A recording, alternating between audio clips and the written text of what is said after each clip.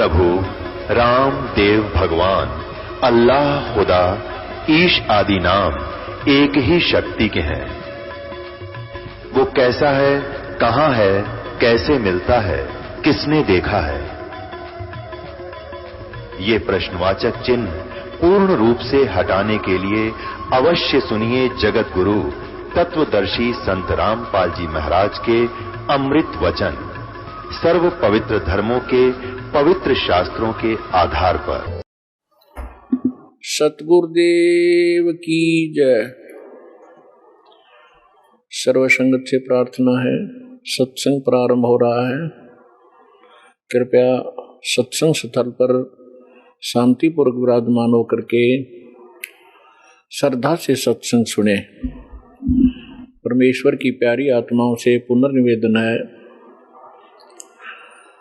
सत्संग प्रारंभ हो रहा है। कृपया सत्संग स्थल पर शांतिपूर्वक विराजमान होकर के श्रद्धा से सत्संग सुने। सत सही सतगुरुदेव की जय। बंदी छोड़ कबीर परमेश्वर जी की जय। बंदी छोड़ गरीबदास जी महाराज जी की जय। स्वामी राम देवानंद जी गुरु महाराज जी की जय हो।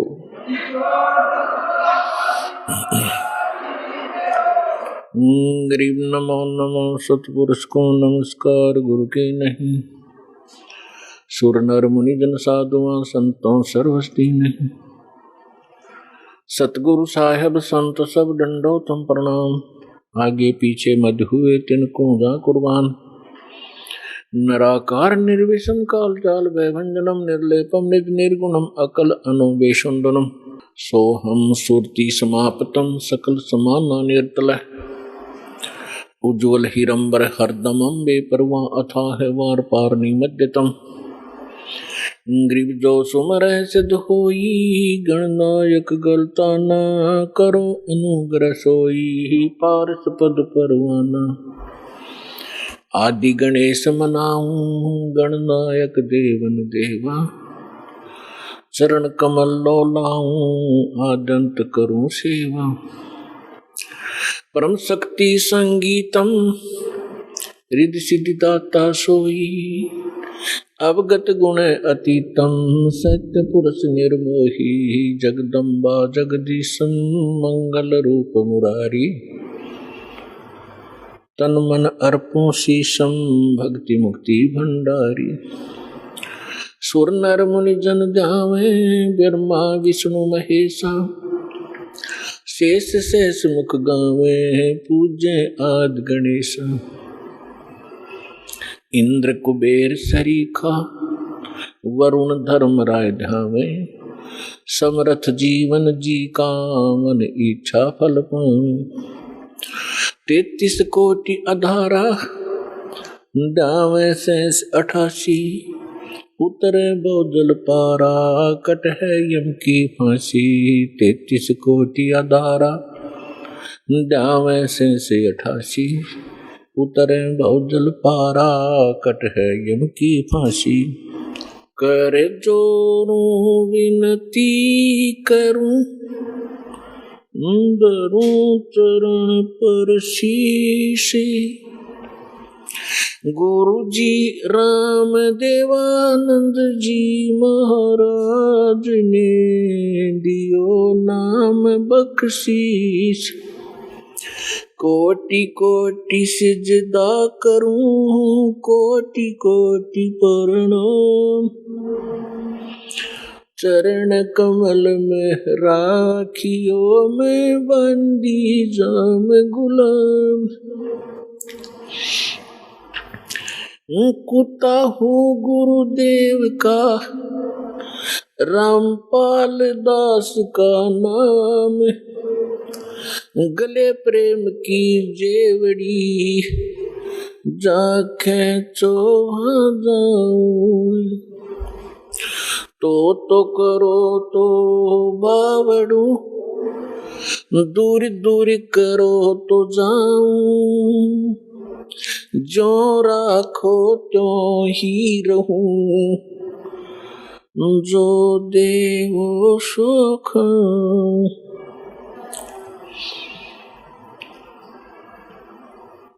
गुरु बड़े गोविंद से मन में देख विचारी, हरि सुमरे वो वार है, गुरु सुमरे हो पार।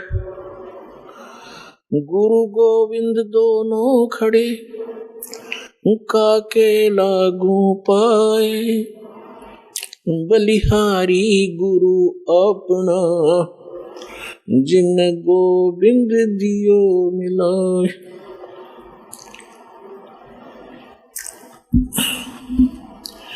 गरीब सतवादी सब संत हैं, आप अपने दाम, आजज की अरदास है, सकल संत प्रणाम। गरीब साध साध सब नेक हैं, आप अपनी ठोरी, जो सतलोक ले जावेंगे वो साधु कोई और। परम पिता परमात्मा पूर्ण ब्रह्म, सारी सृष्टि के रचनहार कबीर देव, कबीर साहेब, बंदी छोड़ कबीर परमेश्वर जी, ये आप सभी के पिता हैं, हम सभी के जनक हैं, पूरे असंख्य ब्रह्मांडों के ये पालक हैं। और पुण्यात्माओं, हम अपने पिता को भूलकर किसी अन्य से वो सुख, वो अपना राइट मांग रहे हैं जो कभी नहीं दे सकता, जो पिता दे सकता है। पिता अपने पुत्र पुत्री को अपनी सर्व संपत्ति दे देता है सहर्ष। पिता को छोड़कर यदि हम किसी रिलेटिव से ये आस करें, वो कभी नहीं हो सकता। ठीक इसी प्रकार हम अपने पिता को छोड़कर उस परम पिता सर्वशक्तिमान, सर्वसृष्टि रचनहार कबीर परमेश्वर को छोड़कर हम अन्य भगवानों से वो डिमांड करते रहे, हमें सुख दे भगवान, हमें निरोग कर भगवान, आपत्तियों का निवारण करे परमात्मा, ये कभी नहीं कर सकते। एक समर्थ परमात्मा है जिसका आज तक हमें ज्ञान नहीं था, और वो यहाँ आकर 120 वर्ष रहे, अपनी महिमा बता भी गए और दिखा भी गए। लेकिन हम बालक हैं, बालक की बुद्धि बालक जैसी ही होती है। वो 1000 रुपए के नोट को पकड़कर फाड़ देता है, खेलता खेलता उसको फाड़ देता है, उसको कूड़े में डाल देता है, अग्नि में डाल देता है, क्योंकि उसको उसकी कीमत का पता नहीं। हमारे साथ ऐसा ही होता रहा, क्योंकि हम अध्यात्म ज्ञान से परिचित नहीं हो सके, क्योंकि जिन धर्म गुरुओं को हम आध्यात्मिक टीचर मानते थे, अध्यापक मानते थे, वो अध्यापक नहीं थे। वो तो आप और हमारे जैसे ही ज्ञान के सतर के व्यक्ति थे। उनको अपने धर्म के सद्ग्रंथों का भी ज्ञान नहीं था, और जिस कारण से हम परमात्मा को पहचानने में और उससे प्राप्त होने वाले सुखों को प्राप्त से वंचित रहे, असफल रहे। अब उसी परमेश्वर ने दया करी, यहाँ आके अपना भेद बता के चले गए। उसके बाद अपने प्यारी आत्माओं को मिले, जैसा भगवान मिला ही करते हैं, उनका विधान है। वेदों के अंदर प्रमाण है कि वो पूर्ण परमात्मा, सर्व सृष्टि रचनहार, सबका पालक, ऊपर के लोक में रहता है, सतलोक में, और वहां से सह शरीर चलकर आता है यहाँ नेक अच्छी आत्माओं को मिलता है जो दृढ़ भक्त होते हैं, उनको अपने से परिचित करवाता है, सचखंड सतलोक ले जाता है, फिर उनको वापस छोड़ देता है। परमात्मा से परिचित वो महान आत्माएं संत उस परमेश्वर के यथार्थ ज्ञान का प्रचार किया करते हैं, लेकिन उनकी संख्या कम होती है और वो ज्ञान सत्य होता है। पूरा विश्व असत्य ज्ञान से परिपूर्ण होता है, ओतप्रोत होता है, जिस कारण से हम भगवान को भी ठुकरा दिया हमने और उन महापुरुषों के अमृतवाणी को भी स्वीकार नहीं किया जिन्होंने परमात्मा को देखा और पाया था। उनमें से कौन कौन है? आदरणीय धर्मदास साहिब जी, आदरणीय मलकदास साहिब जी, आदरणीय नानक साहिब जी, आदरणीय दादू साहिब जी, आदरणीय गरीबदास साहिब जी, गांव छुड़ानी, जिला झज्जर, हरियाणा वाले, आदरणीय गीसा दास साहिब जी, गांव खेखड़ा, जिला बागपुर, पहले मेरठ था अब बागपुर हो गया, उत्तर प्रदेश में, और आदरणीय स्वामी रामानंद जी काशी वाले ने। इन महापुरुषों को परमात्मा मिले, वो कबीर देव मिले, वो कबीर साहब मिले, अल्लाहू अकबर मिले और उनको सचखंड लेकर गए, सतलोक लेकर गए, जहां भगवान रहता है और जहां हम सभी रहा करते थे। हम अपनी गलती से यहां गलत स्थान पर आकर गिर गए और जब तक हम उस स्थान पर नहीं जा लेंगे तब तक ये जीव सुखी नहीं हो सकता। उन महापुरुषों को परमात्मा ने इसलिए परिचित करवाया कि वो गवाही देंगे कलयुग में कि हमने भगवान देखा और वो कहाँ रहता है। जो उन महापुरुषों ने ज्ञान दिया परमात्मा कैसा है, उसका नाम क्या है, वो कहाँ रहता है, उसकी प्राप्ति कैसे होती है, वो साकार है या निराकार है, स्वयं परमेश्वर ने आके बताया। और जिन्होंने भगवान को देखा, परमात्मा को देखा, उन्होंने वही बताया। और फिर जब दास के ऊपर कृपा की परमेश्वर ने अपने ही सदग्रंथों को खोजा तो उन सदग्रंथों में वही पाया जो भगवान ने बताया था। और परमात्मा से परिचित जिन महापुरुषों के अभी आपके सामने नाम गिनवाए, इनने भी वही बताया था। और जो साधना हमारे सदग्रंथों में लिखी है, सबसे पहला प्रश्न यही आता है मन में कि भगवान किसने देखा है। अभी दास ने आपके रूबरू जिन महापुरुषों के शुभ नाम की गिनाए, इन्होंने भगवान को देखा है, इन्होंने भगवान को पाया है। और भगवान कैसा है? भगवान साकार है, मनुष्य सदृश है, हमरे ही उनिहार है, हमारा सृजनहार।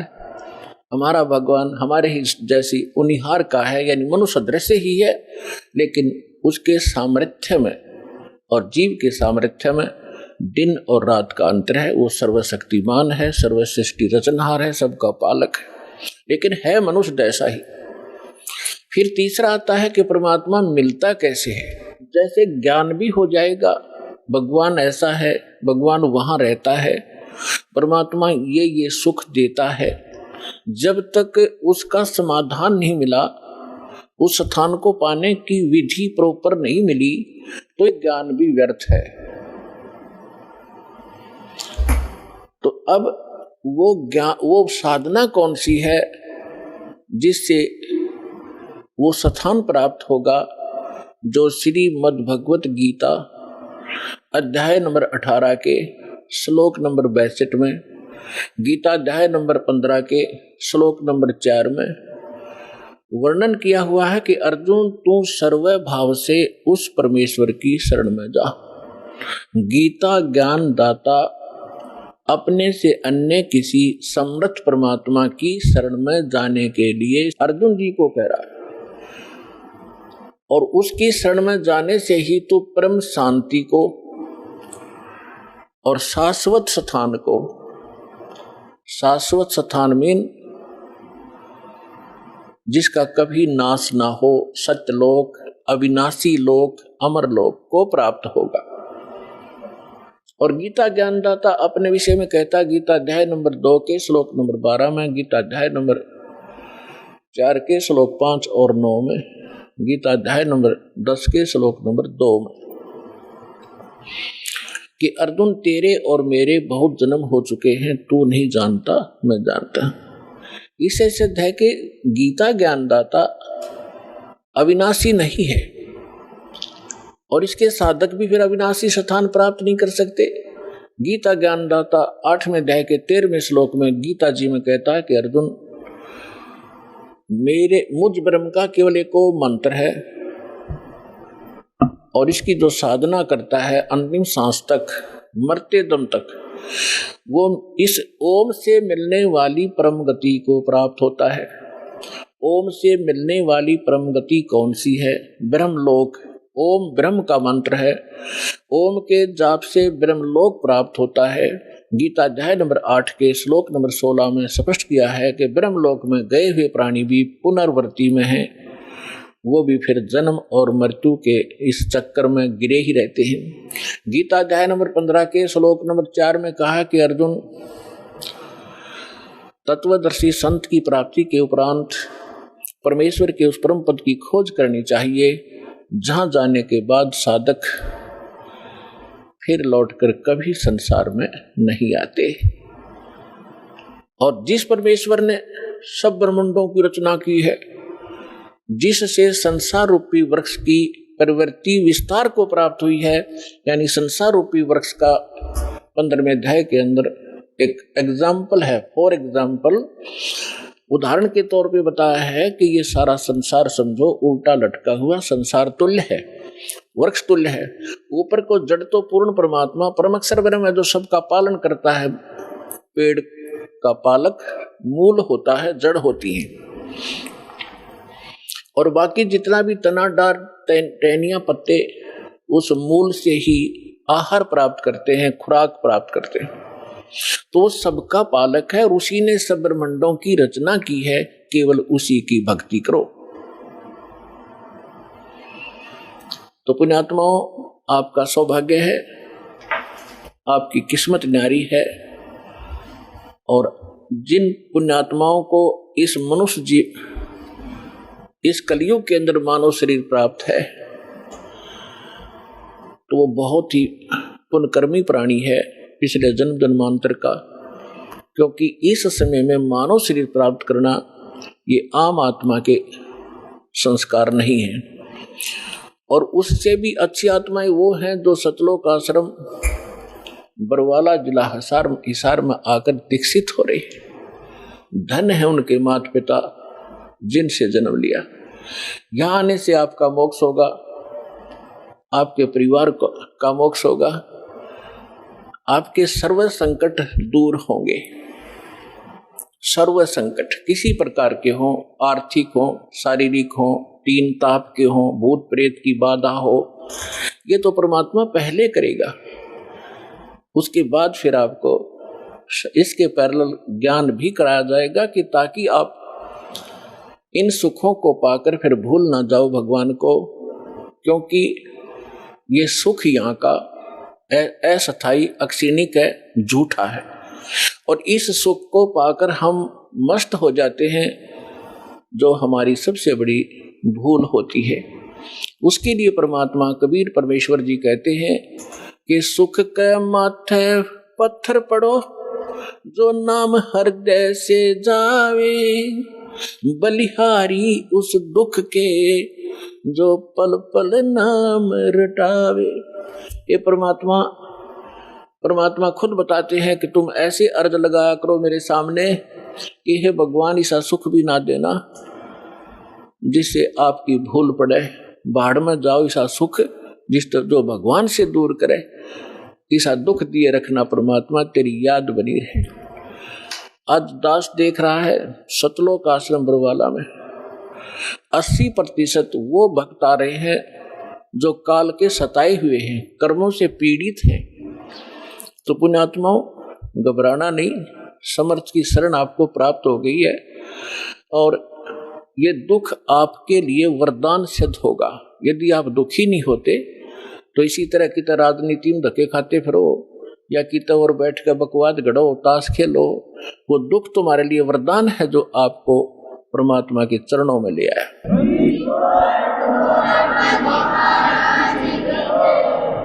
रमता राम जपो रे प्राणी, अब तो सुन ले राम कहानी। रमता राम यानी सर्वव्यापक, जिस परमेश्वर की असंख्य ब्रह्मांडों पर सत्ता है, ओवरऑल कंट्रोलर है, उसका नाम जपो रे प्राणी, अब तो सुन ले वो राम कहानी। अपने आत्माओं, पहले तो आपको राम की डेफिनेशन बताते हैं, डेफिनेशन ऑफ गॉड। परमात्मा की कहानी सुनाते हैं। परमात्मा कहते किसे हैं? श्रीमद् भगवत गीता अध्याय नंबर 15 के श्लोक 16 और 17 में 3 पुरुष बताए हैं। पुण्यात्माओं, यहाँ थोड़ा सा एक आपको थोड़ा सा सत्र करता हूं कि देखो आज मानो कितना इंटेलिजेंट हो गया, छोटे छोटे बच्चे इतने बड़े बड़े सब्जेक्ट को कंठस्थ याद कर लेते हैं और सफल हो जाते हैं। इसी प्रकार आप विद्यार्थी हैं इस अध्यात्म मार्ग के, तो इसमें आप जी ने बहुत ध्यान से और परमात्मा के इन सदग्रंथों को ध्यान से सुनना है, और इनको थोड़े से दिन में आपका याद हो जाएंगे ये, जिस कारण से आप विचलित नहीं होगे। इसलिए आपको ये कथाएं सुनाई जाती हैं, रह रह कर उन सदग्रंथों के वो श्लोक और अध्याय बताए जाते हैं, ताकि आप याद रखो और भी कोई पूछे उसको भक्त को बता सको। फिर वो जाकर के अपने पास रखी हुई उन पुस्तकों को देखेगा कि इस भक्त ने जो श्लोक और मंत्र बताए हैं ये सही है कि गलत। जब वो अपने सदग्रंथों में देखेगा तो दौड़ा दौड़ा फिर वो सतलोक आश्रम बरवाला में आ जाएगा। इसलिए दास आपको रह रह कर रेफरेंस याद दिलाता है, और जब पूरे विश्व में ये यथार्थ ज्ञान फैल जाएगा फिर केवल आपको भगवान की चर्चा सुनाया करेंगे। अब तो जब तक ये एग्जाम्पल उदाहरण नहीं दिए जाएंगे तो आप समझ ही नहीं सकते कि सचमुच कबीर इज गॉड। हम अभी तक तो उनको परमात्मा मान रहे थे जो परमात्मा नहीं थे। परमात्मा की डेफिनेशन बताता हूं।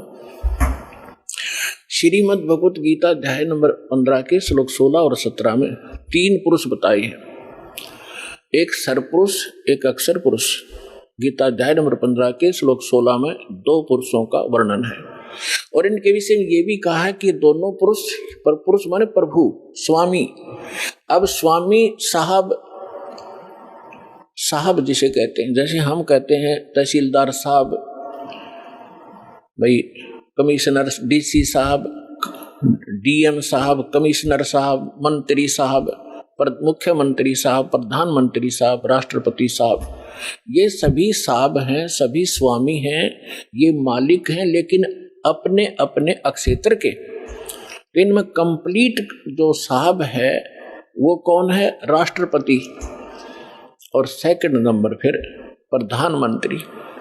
इसी प्रकार सरपुरुष ये ब्रह्म है, ज्योत स्वरूपी निरंजन ये काल है, ये केवल 21 ब्रह्मांड का स्वामी है, मालिक है, साहब है, राम है।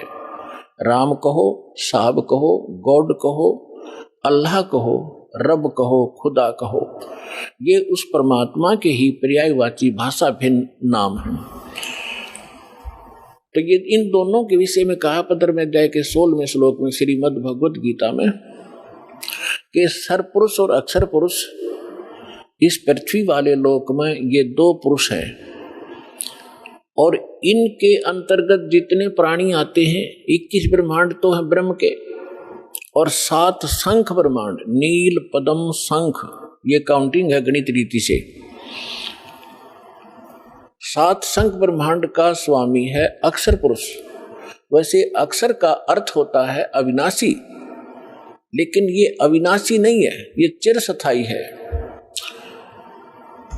और इसलिए इसको भी अविनाशी कहा गया है। ये वास्तव में अविनाशी नहीं है, क्योंकि इससे अगले मंत्र में 17वें मंत्र में गीता जी में वो स्पष्ट हो जाता है। इसमें क्या बताया कि सरपुरुष और अक्षर पुरुष तथा इनके अंतर्गत जितने प्राणी शरीरधारी हैं ये सभी नाशवान हैं, इंक्लूडिंग सरपुरुष और अक्षर पुरुष।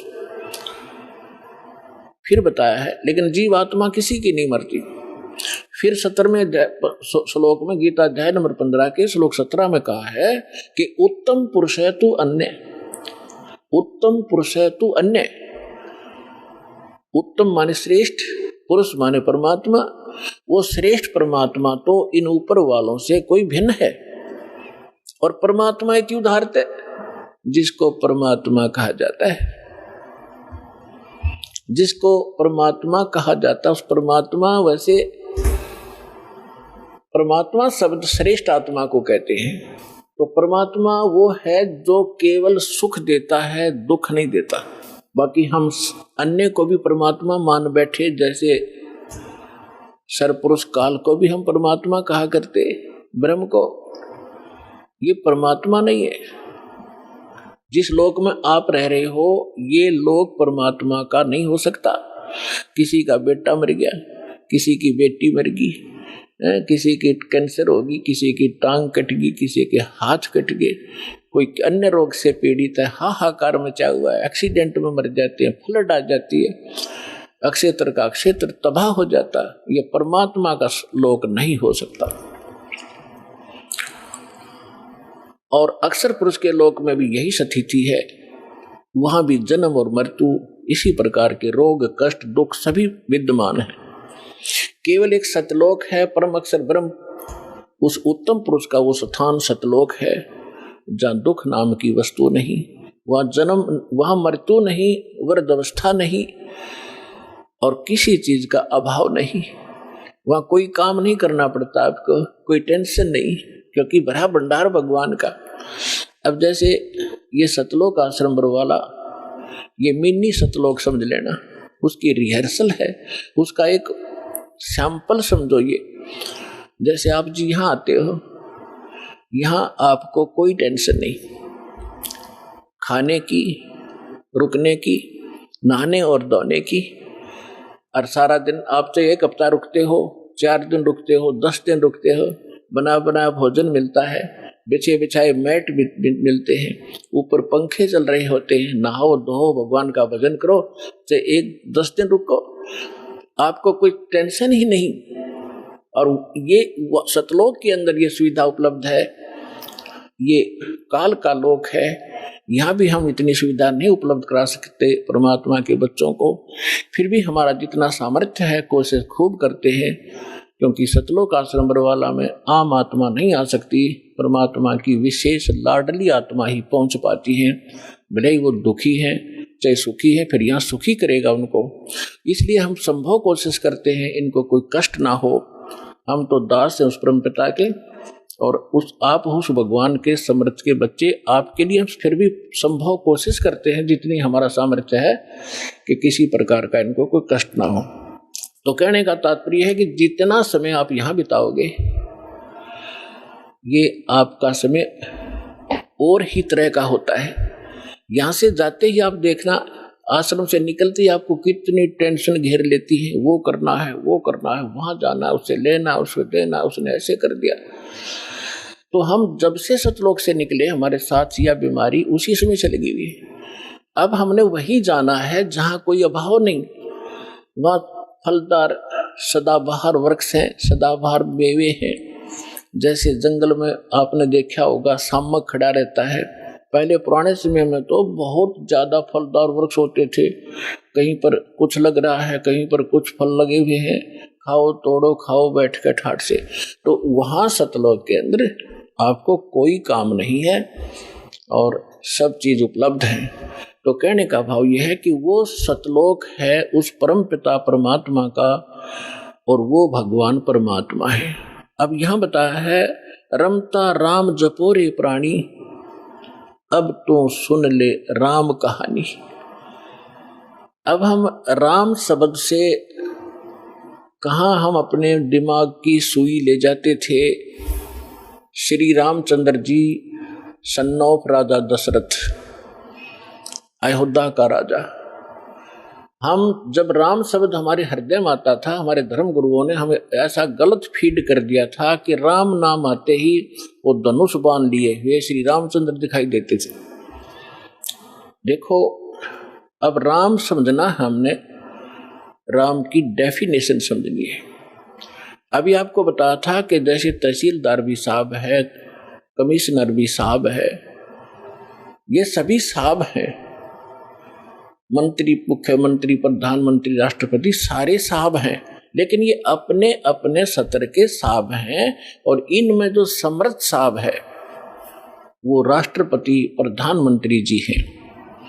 इसी प्रकार रामचंद्र जी ये श्री विष्णु समझो, सतोगुण विष्णु। और विष्णु जी की कितने राम हैं, कितने मालिक हैं, कितने पुरुष हैं, कितने प्रभु हैं, कितने देव हैं, ये केवल एक सतोगुण प्रधान परमात्मा, सतोगुण प्रधान भगवान राम है ये।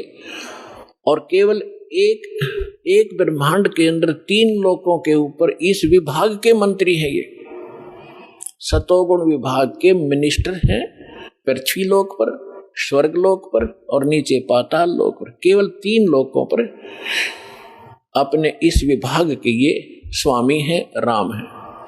ब्रह्मा जी रजोगुण विभाग के मंत्री हैं, मिनिस्टर हैं, और ये भी इन्हीं 3 लोकों के ऊपर स्वामी हैं, राम हैं, मालिक हैं, पुरुष हैं, प्रभु हैं। और शंकर भगवान तमोगुण विभाग के मिनिस्टर हैं। इसी प्रकार इन 3 लोकों पर इनके जो पिता हैं सरपुरुष ब्रह्म ज्योत स्वरूपी निरंजन, ये इसके 21 ब्रह्मांड हैं। एक ब्रह्मांड समझो एक प्रांत है, और ये प्रत्येक प्रांत में मुख्यमंत्री का, चीफ मिनिस्टर का रोल करता है। अपने 3 पुत्रों को ये प्रधानमंत्री, ये मंत्री बनाकर रखता है, मुख्यमंत्री। मुख्य मीन यहाँ वाला मुख्यमंत्री नहीं, यानी अन्य से जैसे देव और भी हैं, जैसे जल का देवता वरुण है और धन का देवता कुबेर है, ऐसे ये अलग अलग जो और देवता हैं, जैसे सूर्य प्रकाश स्रोत का देवता भगवान प्रभु सूर्य है। सूर्य ये आग का गोला नहीं है, एक देव है जो इन प्रकाश स्रोतों का स्वामी है। जैसे बिजली मंत्री होता है, बिजली मंत्री, विद्युत मंत्री वो कोई पत्थर का नहीं होता, या कोई वो बिजली चमकती हुई नहीं होता, वो एक इंसान होता है, उसके कंट्रोल में बिजली विभाग होता है।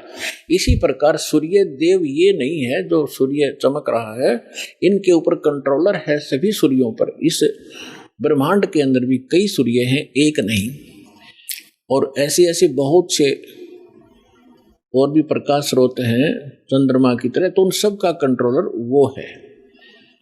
ऐसे तो कहने का भाव ये है कि ये केवल 21 ब्रह्मांड का स्वामी है सरपुरुष, और अक्षर पुरुष 21 ब्रह्मांड, 7 संग ब्रह्मांड का राम है, 7 संग ब्रह्मांड का स्वामी है, मालिक है।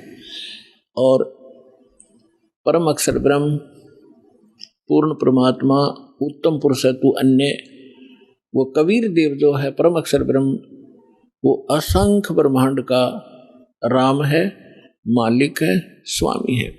तो अब क्या बताते हैं, रमता राम जपो रे प्राणी, अब तो सुन ले राम कहानी। कच्छ मच्छ कूरम ना होते, धौल धरनी नहीं ध्यानी। चंद सूरज 2 दीपक ना थे पवन और पानी। भाई कच्छ मच्छ ये कूरम ना होते, धौल धरनी नहीं ध्यानी। चंद सूरज 2 दीपक ना नहीं थे पवन और पानी। ब्रह्मा विष्णु महेश नहीं होते, नहीं लक्ष्मी नहीं गौरज रानी। सावत्री नहीं सनकादिक तब होते अलख बिनानी। पुणात्मा आप दास जी अभी आपको बताया था कि परमात्मा अच्छी आत्माओं को मिलते हैं, ये उनका विधान है।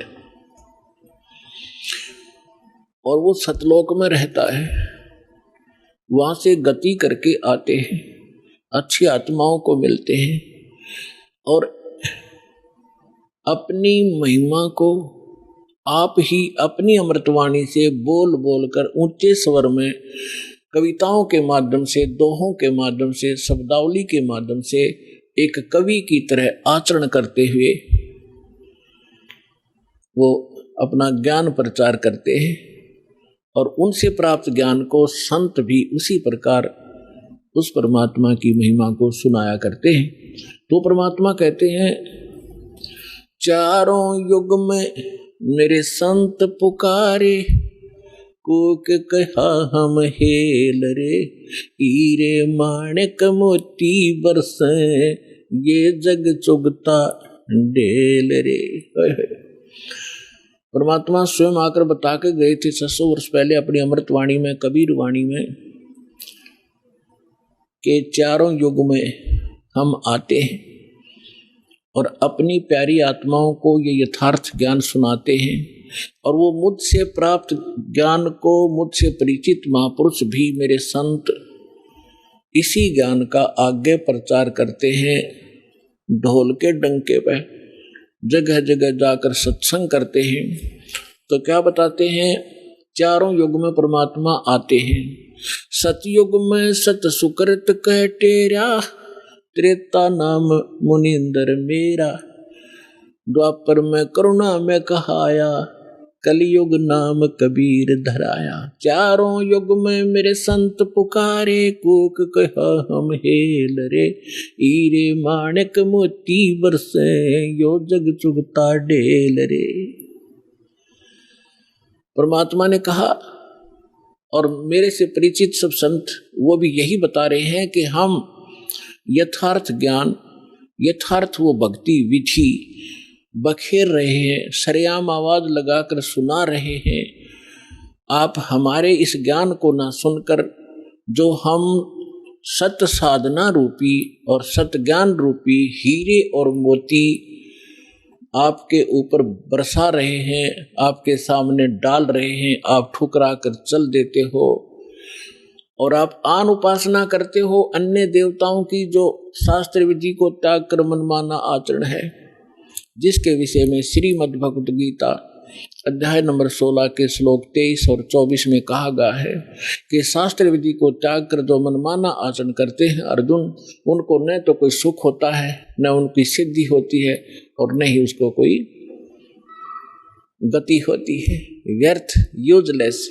इससे तेरे लिए अर्जुन कर्तव्य और अकर्तव्य की व्यवस्था में कौन सी साधना करनी चाहिए, कौन सी भक्ति करनी चाहिए और ना करनी चाहिए, उसमें सदग्रंथ ही प्रमाण मानना, किसी के लोक वेद पर, दंत कथा पर विश्वास मत करना।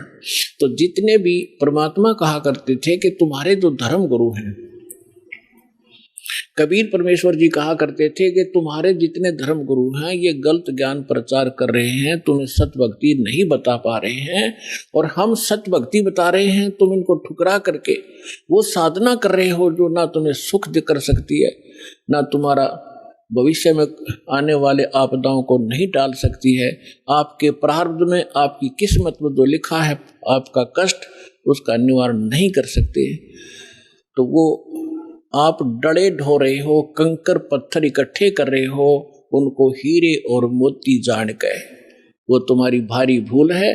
इन कंकर और पत्थरों को जब आप आगे जाकर ले जाओगे सिर पर रख कर और जहां इनकी कीमत लगेगी, तब आपको पता चलेगा कि तुम पत्थर उठा लाए, कंकर उठा लाए, लाल हाथ लगा नहीं। तो क्या बताते हैं, चारों युग में मेरे संत पुकारे, कोक कहा हम हेल रे, हीरे माणिक मोती बरसे, ये जग चुगता ढेल रे।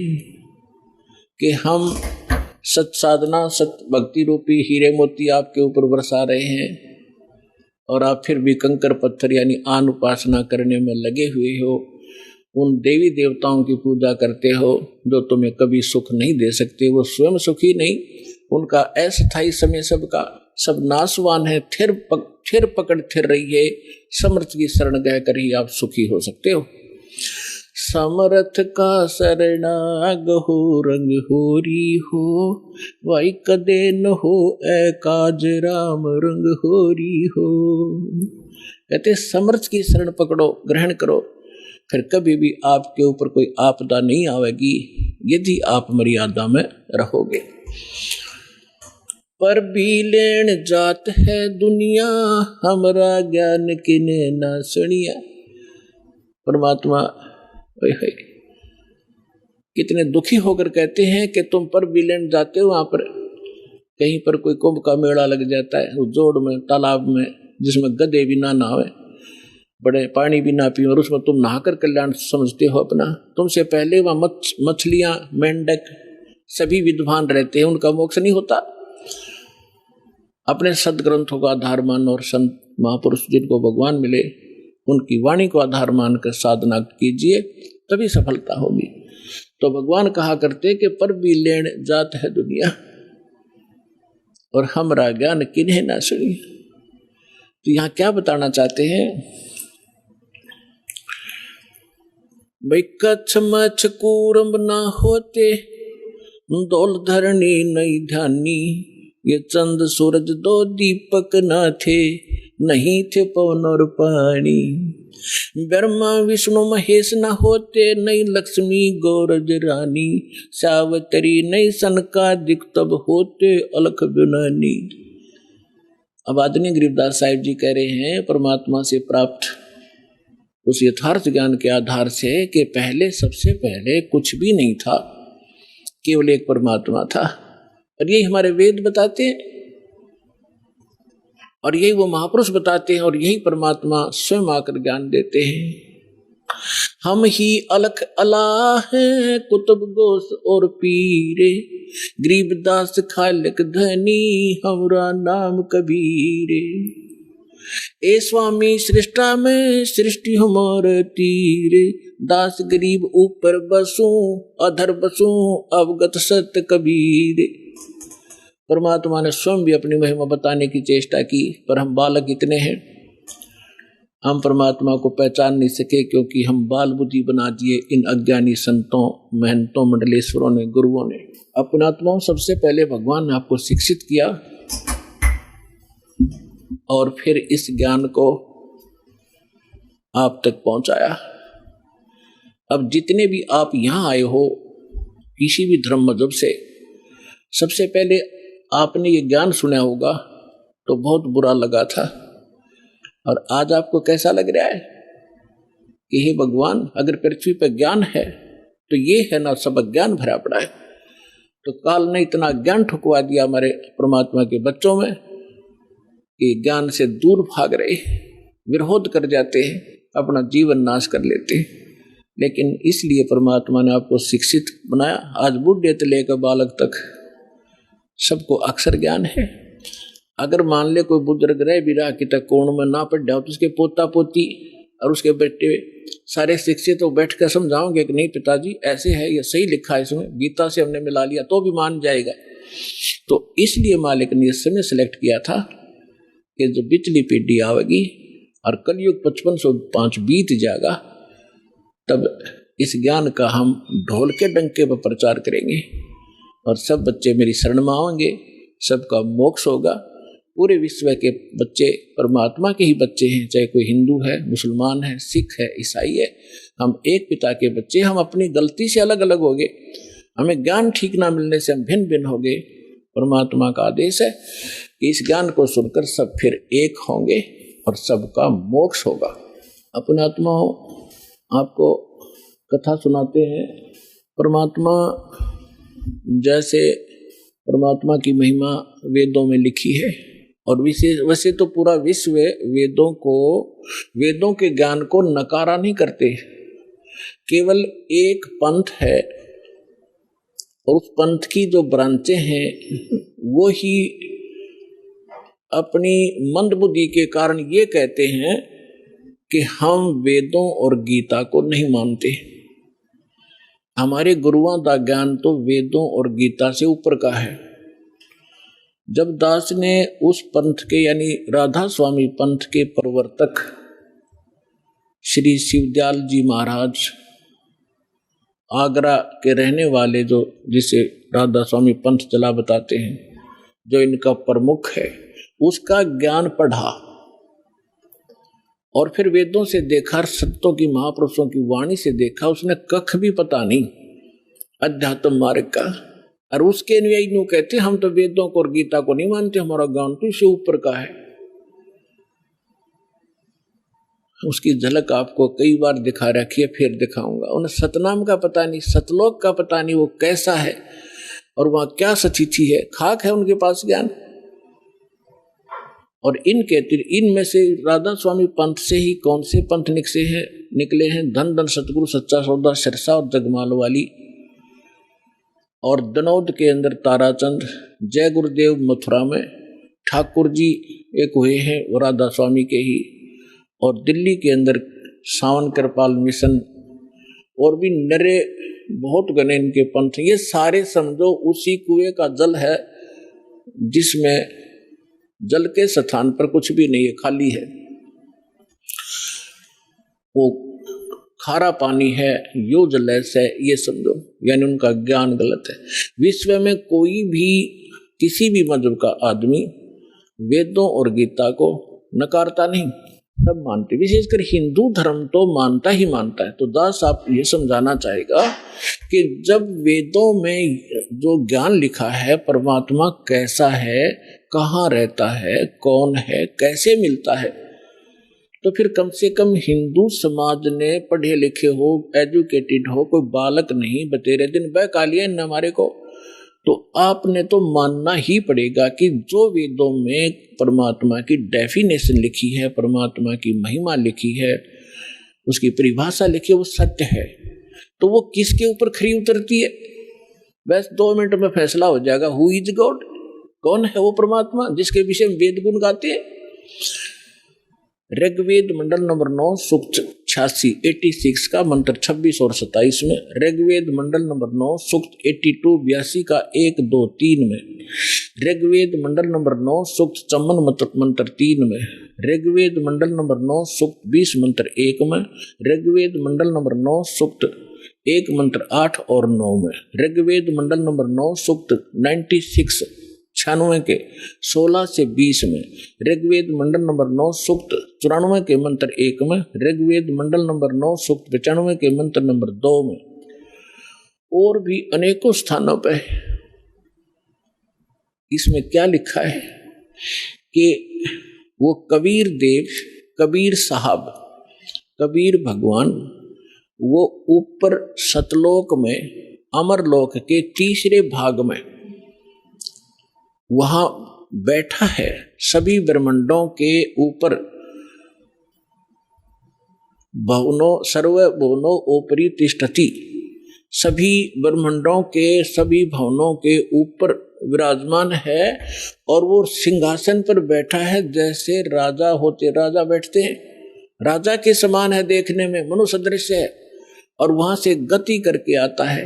अच्छी आत्मा जो नेक दृढ़ भक्त होते हैं उनको मिलता है, उनको तत्व ज्ञान से परिचित कराता है, और वो परमात्मा एक कवियों की तरह आचरण करता हुआ एक प्रसिद्ध कवि की भी उपाधि प्राप्त करता है, और स्थान स्थान पर जाकर ऊंचे शोर में गरज गरज कर अपनी वाणी को स्वयं ही कहीं खड़ा होकर के बोलने लग जाता है, और अपनी महिमा की वाणी को लोकोक्तियों के माध्यम से, दोहों के माध्यम से, शब्दों के माध्यम से, वाणी के माध्यम से वो बोल बोल कर गा के सुनाता है, जिस कारण से एक प्रसिद्ध कवियों में से भी एक प्रसिद्ध कवि कहलाता है। लेकिन वो भगवान होता है, वो समर्थ होता है। तो ये क्वालिटी किसके अंदर है? ये तो वेदों ने बताया। और फिर कि भगवान मनुष्य सदृश है, वहां से चल कर आया, तख्त पर बैठा है, सिंहासन पर बैठा है, और जिन महापुरुषों के दास ने नाम गिनाए, एक बार फिर नाम गिनाता हूं, क्योंकि ऐसे महापुरुषों के बार बार नाम लेने से भी हमारी आत्मा शुद्ध होती है।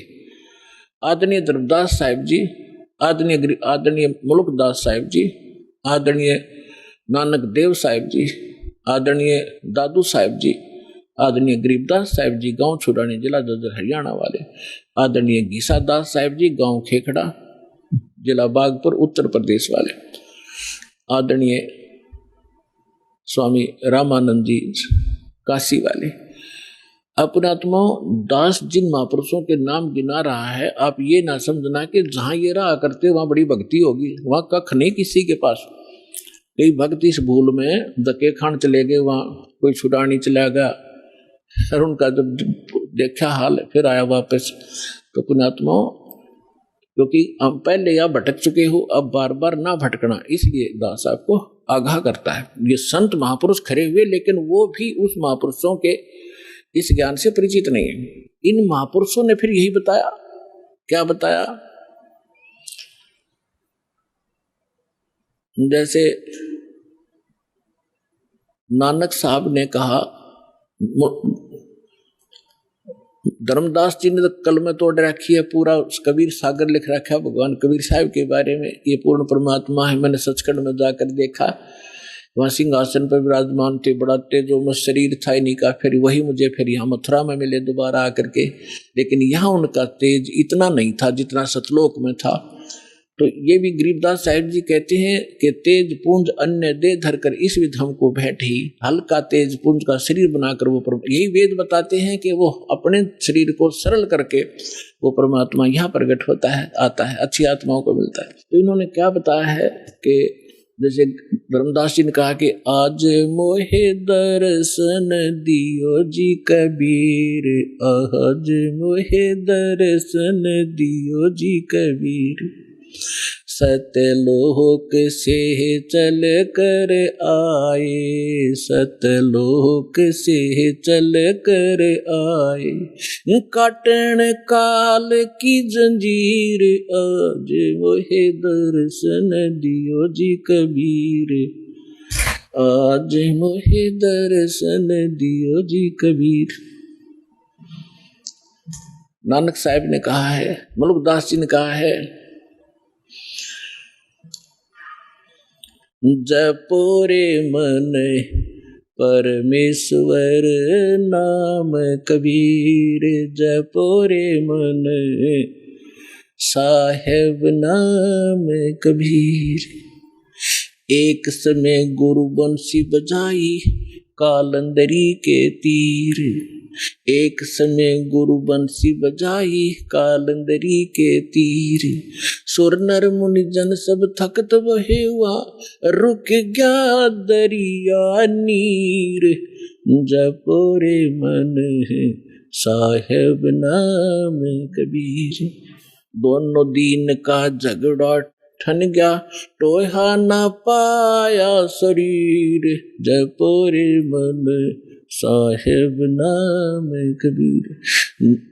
दास मलूक सलूक कहत है, खोजो खसम कबीर, जपो रे मन परमेश्वर नाम कबीर।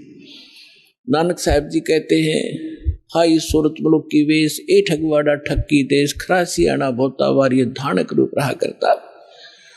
श्री गुरु ग्रंथ साहिब जी के प्रश्न नंबर 24 पन्ने पर ये वाणी अंकित है कि एक सवान दुई सवानी नाल भलके भोकाई, सदा ब्याल कूड़ छुरा मूठा झूठा मर्दार, और ये धानक रूप रहा करता। हाई सूरत मुलुक की वेश। फिर नानक साहब जी कहते हैं, तेरा एक नाम तारे संसार में, एहो आस एहे आधार, ये धानक रूप रहा करता। हाई सूरत मुलुक की वेश, ए ठगवाड़ा ठगी देश, खरासियाना भोता वार, ये धानक रूप रहा करता। और प्रश्न नंबर 731 पे कहा है कि अंधा चुंदला नीच जात परदेसी, मेरा छिन आवे चल जावे, और जाकी संगत नानक रंदा कैसे मोड़ा पावे।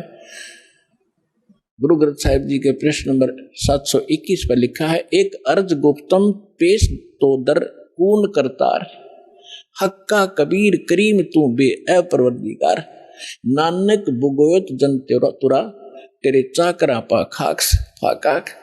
तो फिर आदमी दादू साहिब जी ने कहा है, जिन मुझको निज नाम दिया, सोए सतगुरु हमारे, दादू दूसरा कोई नहीं, ये कबीर सिरजनहारे। आदमी गरीबदास साहिब जी को परमात्मा मिले, जब वो 10 वर्ष की आयु के थे। आदरणीय गरीबदास साहिब जी का जन्म विक्रमी संवत 1774 में हुआ और सन 1774 में हुआ, सन 1717 में। और 10 वर्ष की आयु जब हो चुकी थी संवत 1784 और सन 1727 में, वो परमेश्वर जिसकी महिमा का गुणगान वेद बताते हैं वो कैसी लीला करता है, गरीबदास साहिब जी की थोड़ी सी जानकारी देंगे आपको। क्योंकि हमारे सिद्धांतम मार्ग में इन महापुरुषों का एक विशेष योगदान है, सभी का।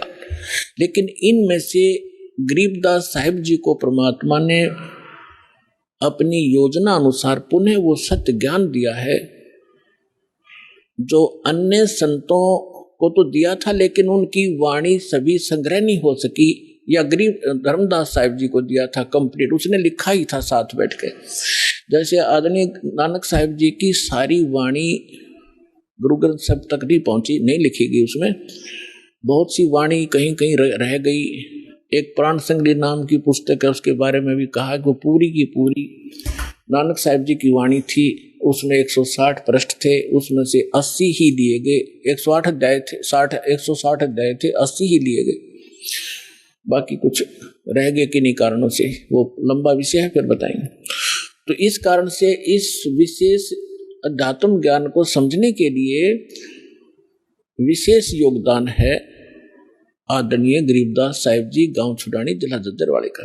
क्योंकि परमात्मा को मालूम था, परमेश्वर ने जैसे काल ने कहा था कि आप कबीर नाम से अपना ज्ञान प्रारंभ करोगे और मैं आपके ही मार्ग में, आपके ही पंथ में अपने 12 दूत भेज दूंगा, आपके ज्ञान को खराब करेंगे और कबीर पंथी को आया करेंगे, नाम सारे गलत देंगे, तेरे ही अनुयायियों का मैं भट्ठा बैठाऊंगा।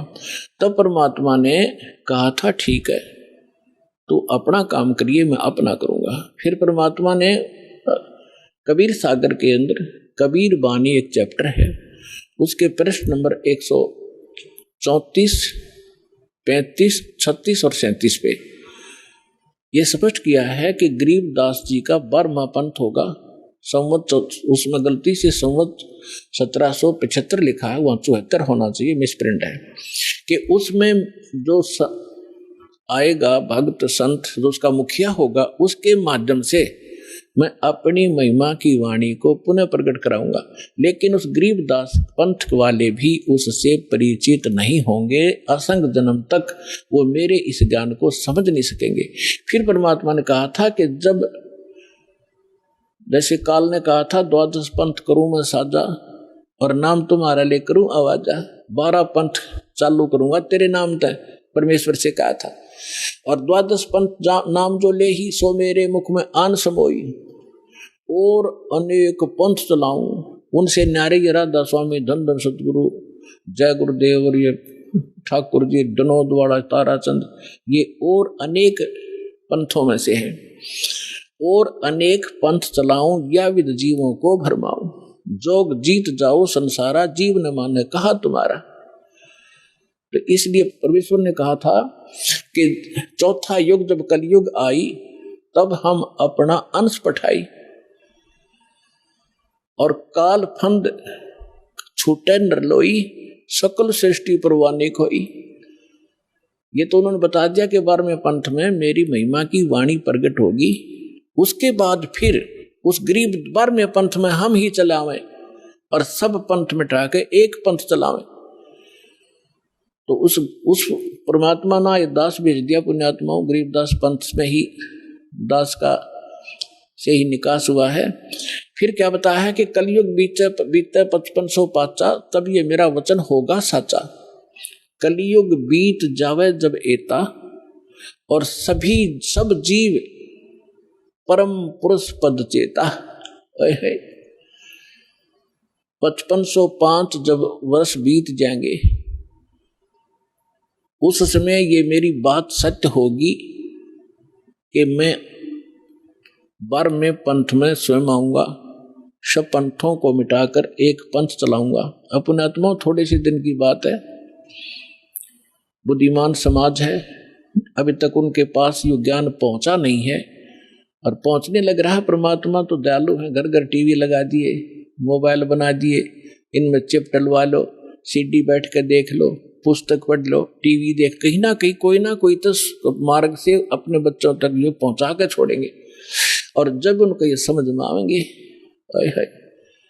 ऐसे आएंगे दौड़कर और सब एक हो जाएंगे, सबका मोक्ष होगा, सब यहाँ भी सुखी होंगे और सतलोक जाएंगे। जहाज भर भर कर भगवान आपको सतलोक छोड़ का होगा।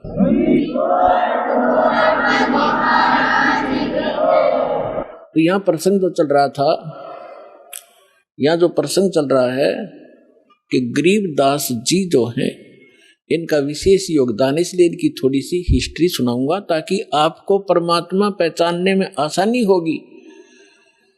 सभी वेद बतावें और सभी परमात्मा प्राप्त संत गुण गावें, तो फिर भगवान के पहचानने में आपको धोखा नहीं होगा, देर नहीं लगेगी और दृढ़ हो जाओगे। फिर चाहे कोई ब्रह्मा विष्णु महेश आकर भी आपको भ्रमित करने की चेष्टा करेगा, आप उनकी बात को मान नहीं सकते। दास आपको इतना दृढ़ करना चाहता है। अब जो प्रसंग चल रहा है कि गरीबदास जी जब 10 वर्ष के हुए, गरीबदास जी की थोड़ी हिस्ट्री सुनाऊंगा, यहाँ उनकी जीवन लीला थोड़ी सी सुनाऊंगा, वह पर्याप्त होगी आपके लिए। गरीबदास जी गांव करौथा, जहां अपना आश्रम है, सबसे पहले हमने 1999 में वहीं से स्टार्ट किया था। 2006 में करौथा कांड इन दुष्ट लोगों ने कर दिया था, वो उधर कोई बात नहीं, हम परमात्मा ने हमारा यहाँ सफलता कर दी। हमें तो अपना प्रचार करना है, चाहे कहीं जंगल में बैठ कर गुणगावा भगवान के, बच्चों तक ज्ञान पहुंच जाना चाहिए। तो करौथा गांव के वो मूल निवासी थे उनके पिताजी, और वो ब्याहे थे गांव छुडानी, जिला झज्जर हरियाणा में, और गांव करौथा है जिला रोहतक में। तो यहाँ उनके नाना के छुडानी के अंदर, यानी गरीबदास जी की माता का कोई भाई नहीं था, जिस कारण से उनके नाना जी ने उनके पिताजी श्री बलराम जी को, उनका धनखड़ गोत्र है, अपने घर पे छुडानी में घर जमाई बोलते हैं कि अपने जमाई को वहां रख लेना, उसको घर जमाई कहते हैं। तो सारी संपत्ति उनको दे दी, अपनी बेटी को यानी उसके दामाद को।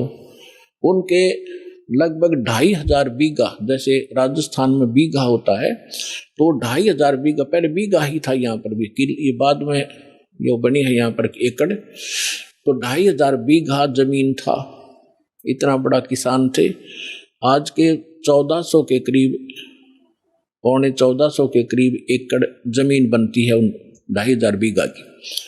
तो सारी संपत्ति के वारिस फिर गरीबदास जी ही थे। 10 वर्ष के बालक थे।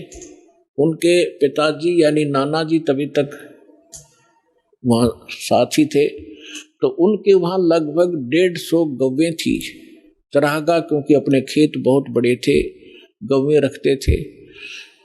गरीबदास जी उन गौवों के पाली जाया करते थे चराने के लिए जंगल में।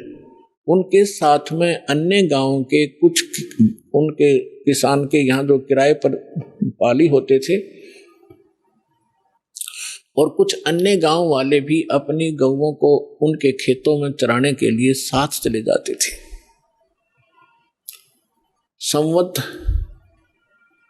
1784 यानी सन 1727 और फागुन उतरते की द्वादशी यानी फागुन सुदी द्वादशी को दिन के लगभग 10 बजे सभी गौवें चर रही थी। कोई बैठी हुई थी वृक्षों के नीचे, जांडी उस साइड में जैसे राजस्थान के अंदर जांड होते हैं ना, जांडियां, ऐसा ही स्थिति थी उस क्षेत्र की उस समय, जो आज बहुत से क्षेत्र में राजस्थान के अंदर। तो वहाँ जांडी ज्यादा होती थी। उन जांडियों के पास बैठी थी। और एक रास्ता है, गांव कबलाना है, छुडानी की सीमा से सटा हुआ। गांव कबलाना से गांव छुडानी में कच्चा रास्ता आता था। उस कच्चे रास्ते के ऊपर एक बड़ा पेड़ था जांडी का। उसके नीचे सभी पाली बैठे हुए थे, इंक्लूडिंग गरीबदास जी, और वो भोजन खा रहे थे, अपना 10 बजे से भोजन खा रहे थे। उसी समय परमात्मा सतलोक से आए। कबीर देव एक जिंदा महात्मा का वेशभूषा बना के, कलयुग के अंदर वो जिनको मिले हैं जिंदा, जैसे जिंदा महात्मा कैसा होता है, मुसलमानों के अंदर विशेषकर इस वेशभूषा के फकीर पाए जाते हैं।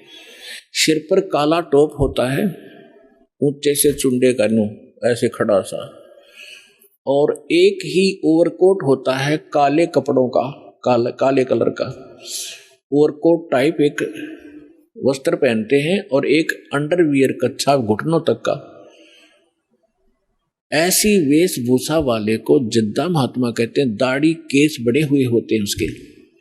इस वेशभूषा में परमात्मा थोड़ी सी दूर पर सतलोक से आकर उतरे, और उस रास्ते, कच्चे रास्ते जा रहे थे, साथ में पाली बैठे थे,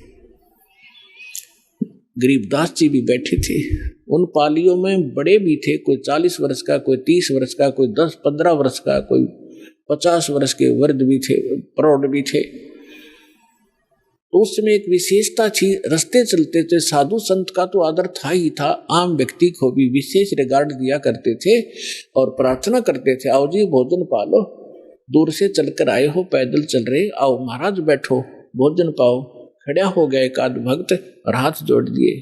परमात्मा तो आए उसी लिए थे, बैठ गए उनके पास। तब कहा जी भोजन पाओ। परमात्मा ने कहा, कबीर परमेश्वर ने, उस परम अक्षर ब्रह्म ने, कि भाई भोजन मैं खा के आया हूं अपने गांव से। पालियों ने पूछा आपका गांव कहाँ है महाराज, आपका डेरा कहाँ है? कि मेरा डेरा सतलोक के अंदर है, सतलोक नाम है मेरे डेरे का। अब उन्होंने सोचा भी होगा कोई गांव सतलोक नाम होगा उसका। तो महाराज जी भोजन खाओ। परमात्मा बोले भोजन नहीं खाऊं मैं, छका हुआ भी खा के आया। तो दूध तो पीना ही पड़ेगा आपने, हमारे पास ऐसी गव्वे हैं, अभी 5 मिनट में दूध निकाल देंगे, ऐसी शरीफ गायें भी हैं। तो परमात्मा बोले भाई अगर दूध पिलाते हो तो कंवारी गाय का दूध पिया करूं मैं। तो सभी कहने लगे बाबा जी तेरा दूध पीने की नीत नहीं है, आप तो मजाक करते हो, उपहास कर रहे हो हमारा, आप दूध पीना ही नहीं चाहते। परमात्मा कहते पीना चाहता हूं, निकालो कंवारी गाय का दूध पीता हूं भाई मैं। तब गरीबदास जी खड़े हुए, उनकी एक प्रिय बछिया थी जिसको अभी बैल ने टच नहीं किया था, दूध पीना मां का छोड़ रखा था। लगभग 1-1.5 वर्ष की बछिया हो चुकी थी, 1 वर्ष की, 1.5 वर्ष की। उसकी गले के रस्सी बांध रखी थी, उसको ला पकड़ के और कहा देखो महाराज जी इसके बच्चा तो है ही नहीं, दूध कैसे देगी? परमात्मा बोले कोई एक पात्र लाओ जिसमें दूध निकालेंगे, ये दूध देगी भाई। अब वहां एक मिट्टी का बर्तन था, जैसे जल पीने के लिए या लस्सी पीने के लिए ले जाते थे, उसको साफ करके रखा हुआ था। तो उसको कहा कि ये रखा जी पात्र, कहने लगे इसको फेर दो एक बार अच्छी तरह, फिर धो दिया साफ करके। इसके नीचे रखो गाय बछिया के नीचे। गरीबदास जी 10 वर्ष के बालक पर तगड़े हो जाते थे, पकड़ कर बैठ गए, हंस रहे हैं, देख रहे बाबा जी कैसे दूध निकालेगा। अब परमात्मा ने बछिया के कमर पर थपकी मारी, लंबे लंबे सतन हो गए और दूध की धार बह चली। जब वो पात्र भर गया अपने आप दूध बंद हो गया।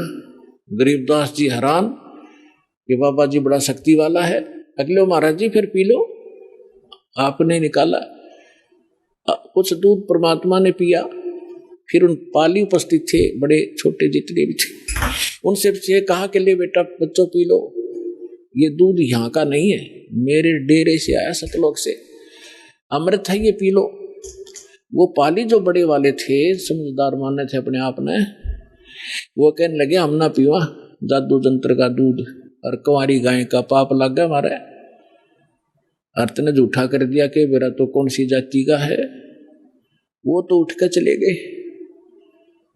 कहते हैं सकल पदार्थ है जग माही, कर्म ही नर पावत नाही। गरीबदास जी बोले ला महाराज जी आपका अमृत कद कद मिला मुझे झूठा, पुण्यात्माओं ये है वो पुण्यात्मा जिनके लिए भगवान भटक रहे होते हैं, जो दृढ़ भक्त होते हैं, उनका स्वभाव न्यारा होता है, उनके लक्षण अलग होते हैं, तो तुरंत गट गट जितना पीना था पियर बाकी रख दिया।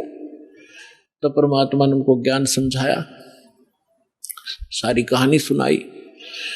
तो बच्चे को परमात्मा से कहा बच्चे ने कि भगवान आप ऐसा स्थान बताते हो, क्योंकि वहां तो सारा दुख ही दुख होता था, जैसे राजस्थान रेगिस्तान ऐसे ही वो क्षेत्र था, ना कोई नहर का साधन था उस समय, दुख थे वहां पर, कभी सूखा गिर जाता था। तो परमात्मा ने बताया कि मेरा जो डेरा है बेटा, वहां पर ऐसे दूध की नदी बहती है, घी के सरोवर हैं, और वहां पर काजू किस्मत सेब संतरे सदा बाहर वृक्ष हैं, वहां कोई अभाव नहीं है, बहुत सुंदर लोग हैं। अब बालक था, प्रबल इच्छा हुई कि भगवान क्या वो लोग मैं देख सकता हूँ? परमात्मा बोले ऐसे नहीं देख सकते, पहले आपने मंत्र लेना पड़ेगा, मेरा शिष्य बनना पड़ेगा, तभी उसमें आप प्रवेश कर सकते हो। बोले जी बना लो, कैसे बनाओगे मुझे शिष्य? परमात्मा ने प्रथम मंत्र दिया और कहा बेटा अभी तेरे को सतलोक ले चलता हूँ, अपना डेरा दिखा के लाता हूँ।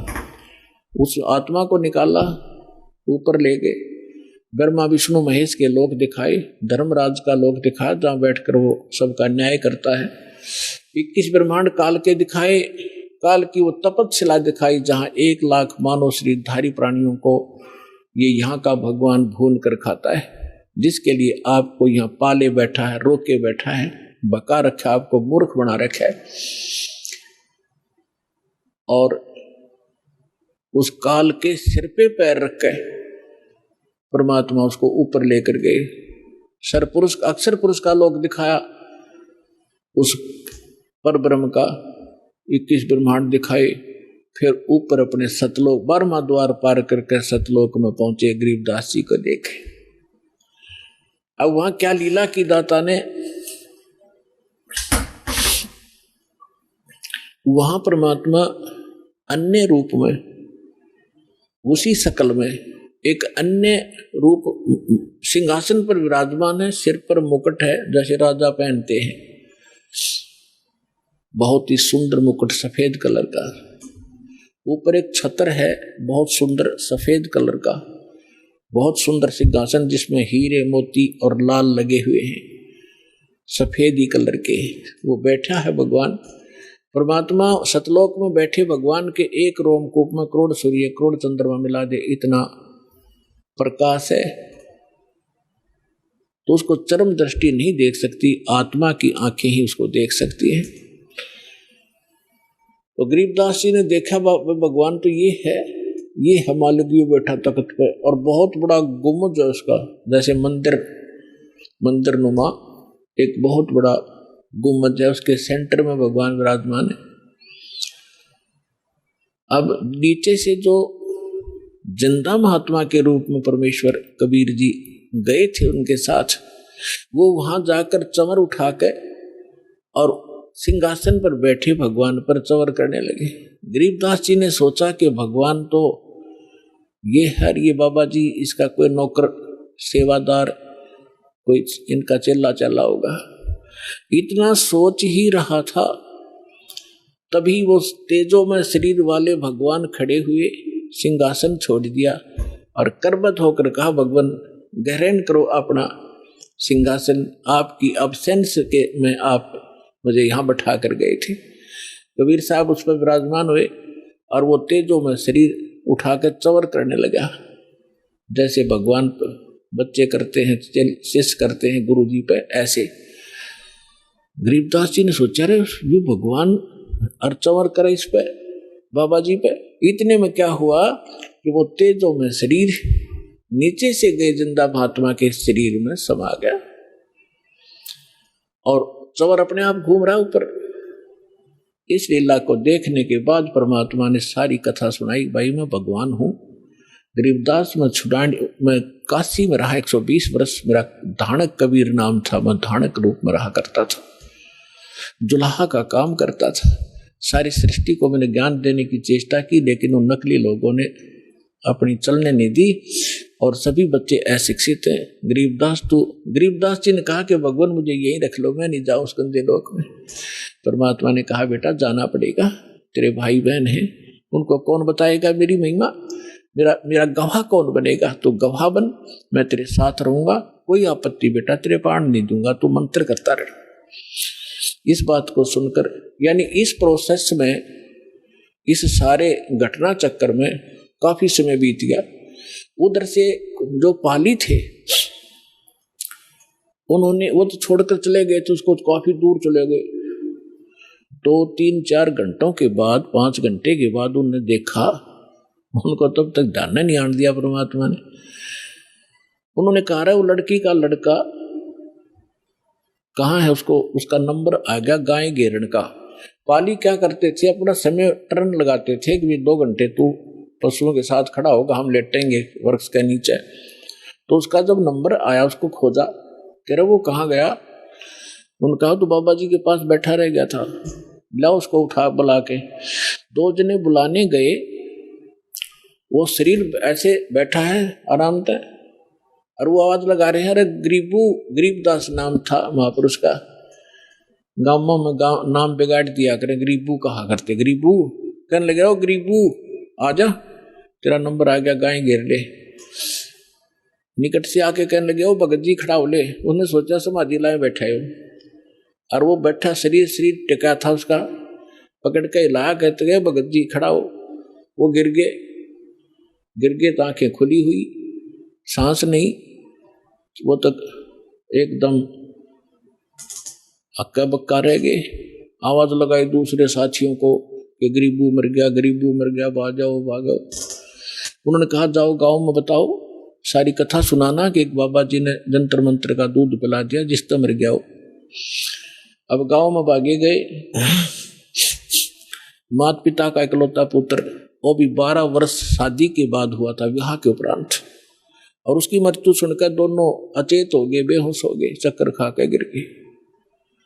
फिर गांव के अन्य लोग, उनके नाना जी साथ और भी बहुत से, जिसने भी सुना वही चल दिया गांव खेतों की तरफ। वहां से बच्चे का शव उठाकर लाए, शाम होगी, चिता पर रख दिया अंतिम संस्कार करने के लिए। तब परमात्मा ने कहा बेटा जल्दी जा, ना वो खराब कर देंगे तेरे शरीर को। गरीबदास जी को सब कुछ दिखाया, वहां से सारा दिखाई देता है, यहाँ पर चाहे चीटी देख ले चलती, वहां ऐसी दिव्य दृष्टि मिलती है। गरीबदास जी तुरंत छोड़ दिए, जा बेटा स्पीड से। 1 सेकंड के भी कुछ अंश में आत्मा में प्रवेश कर दिया गरीबदास साहिब जी को। ऐसे जब चिता पर लोग बैठे हुए थे, उनका जैसे बांध कर ले जाते हैं ना, उस अर्थी के ऊपर रस बांध लेते हैं, रस्सा कहीं गिर ना जा रास्ते में, वो नौका ने रखा ही था, इतने में उठ गए और बंदर अपने आप टूट गए, खुल गए। और खड़ा होकर 10 वर्ष का बालक देखता है तो वहां कहाँ गया, जैसे सरप्राइज सा होता उसको, उसकी भाषा बदल गई, उसका विचार बदल गए, बुजुर्गों जैसी बातें करने लग गया और ये बानी सुनाने लग गया। अब जिससे भी बात करे ये अमर बाणी बोल कर बात करे। गांव वाले इस वाणी से परिचित नहीं थे और अपने आप बोलते रहते थे, कहीं खड़े होकर के बच्चों में बैठ जाते, बच्चों में यही कहानी सुनाने लग जाते। अलल पंख अनुराग सुन मंडल रथीर, दास गरीब उधारिया सतगुरु मिले कबीर। तो सारा गांव उसको कहने लगे लड़का पागल हो गया, एंड बैंड बोल रहा है, इसकी भाषा समझ में नहीं आती, पागल हो गया, मेंटल हो गई। उसको पागल कहने लगे, गांव में बावलिया कहते हैं, बौड़ा, उसको बावड़िया कहने लगे। बावड़िया नाम पका दिया उस परम पिता की प्यारी आत्मा का उन तत्व ज्ञानहीन प्राणियों ने। कहते गरीबदास जी को भी बावड़ा बता के कर ले दुनिया सैनी का। अब जब गरीबदास जी 13 वर्ष के हो गए तो उन्होंने ये संतोष हुआ माता पिता को और गांव वालों को कि भी कोई बात नहीं, पागल तो हो ही गया यूं, फिर भी इसकी माता या लड़की अपने इस पागल ने देख कर इसके साथ अपना जीवन संतोष कर लेगी। या मरे नहींगी इसके वियोग में। शुक्र है भगवान का, जीवित तो हो गया, पागल हुआ सो हुआ। इस तरह 3 वर्ष बीत गए। एक दादू पंथी, दादू जैसे भी अपने महात्मा दादू जी का जिक्र किया दास ने कि उनको भी भगवान मिले थे गरीबदास कबीर साहब 7 वर्ष की आयु में, 7 वर्ष के बालक थे तब वो, और उनको भी ऐसे बनी में, जैसे गांव से थोड़ा सा बाहर जंगल होता था, यानी थोड़ा जंगल होता था, उसको बनी बोलते थे। वह बच्चों के साथ खेल रहा था। गरीब परमात्मा जिंदा महात्मा के रूप में आए, उनसे भी ये चर्चा की। अब परमात्मा ने अपने लोटे में सतलोक से अमृत लाए हुए थे, वो रखा था। तो बात चलते चलते ज्ञान सुनाने लगे, बच्चे बड़े इंटरेस्ट से सुनने लगे।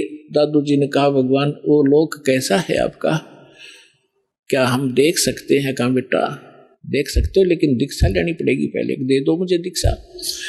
मंत्र सुनाया, फिर उसके बाद एक पेय पदार्थ पिलाना होता, जैसे हम आपको मिश्री और जल पिलाते हैं, अमृत। इस तरह भगवान ने क्या किया, वो पान के पत्ते पे पहले तो अमृत स्वयं पिया, जूठा कर दिया, और फिर उसी में से पान के पत्ते पर रख डाल दिया। पान, वहाँ आसपास कोई पान का पेड़ खड़ा था, उसके ऊपर ऐसे डाल दिया कि ले बेटा पी ले। सभी अन्य बच्चे बैठे तो उनसे भी कहा कि ले भाई तुम भी ले लो, अमृत है ये। वो तो उठकर भागे कि ना बाबा जी करा कैसा पानी तरह जूठा कर दिया तूने। अब उसने दादू साहब जी ने अगला भगवान आपका जूठा करके तो मिले, वो पी लिया। पीने के बाद परमात्मा ने कहा कि तुझे दिखाऊं सतलोक जी, ले चलो।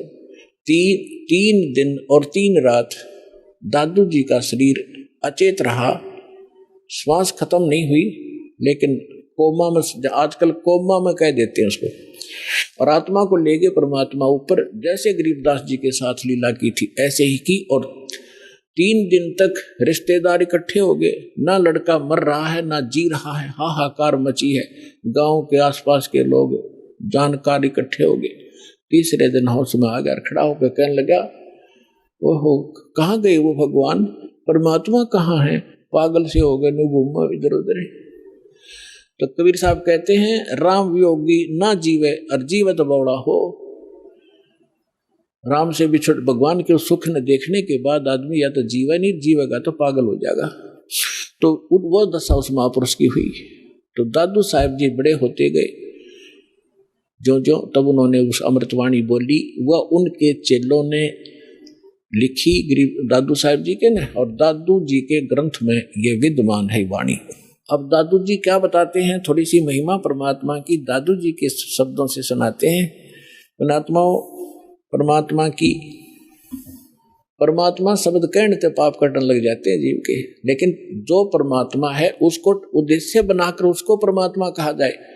अब जैसे हम तहसीलदार को और प्रधानमंत्री कहें जाए और उसका आगे एप्लीकेशन रखे प्रधानमंत्री के सत्र का काम और उसके तहसीलदार के आगे रखें, बेसिक प्रधानमंत्री कहें जाओ कति नारी जय अरना वो काम कर सकता। तो प्रधानमंत्री का ही उद्देश्य लेकर उसका आगे अर्जी रखेंगे तब ये काम होगा। अब क्या बताते हैं दादू साहब जी ने कैसे गुण गाए हैं, जो जो शरण कबीर के वो तिरगे अंत अपारे। दादू गुण के ता कहूं भाई कहत न आवे वारे, कहत न पावे पार।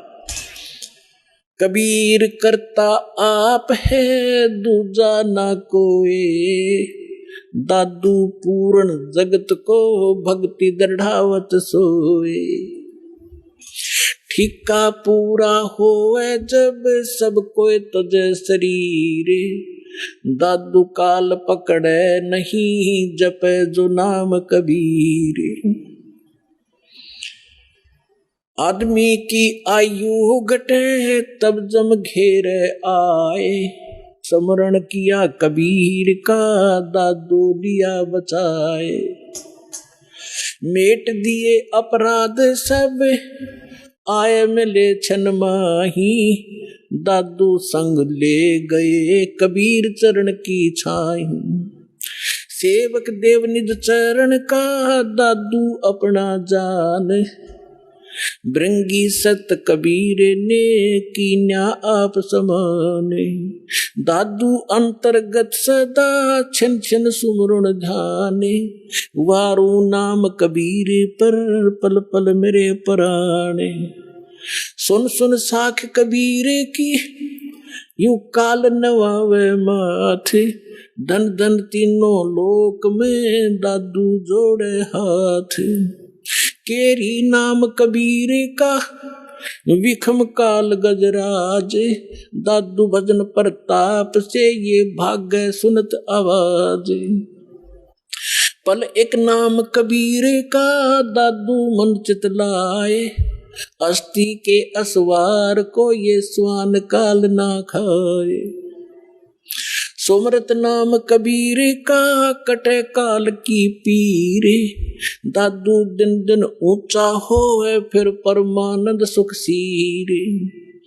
दादू नाम कबीर की जय कोई लेवे ओटे, तिनको कभू लागे नहीं ये काल बजर की चोटे। और संत सब कूपे हैं केते झरीता नीर, दादू अगम अपार है ये दरिया सत कबीर। अब ही तेरी सब मिटे ये जन्म मरण की पीर, श्वास उश्वास सोमर ले दादू नाम कबीर। कोई सरगुण में रीझ रहा कोई निर्गुण ठहरोवे, दादू गति कबीर की ही मोह से कही ना जावे। दादू नाम कबीर का सुन के कांपे काले, नाम भरोसे जो चले होए नवा का वाले।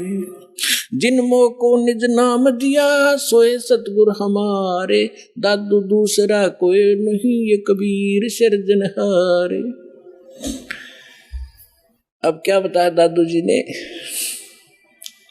क्योंकि गरीबदास जी की महिमा चल रही है, थोड़ा सा इसलिए हिंट देना पड़ा, इसका आगे लिंक है इससे।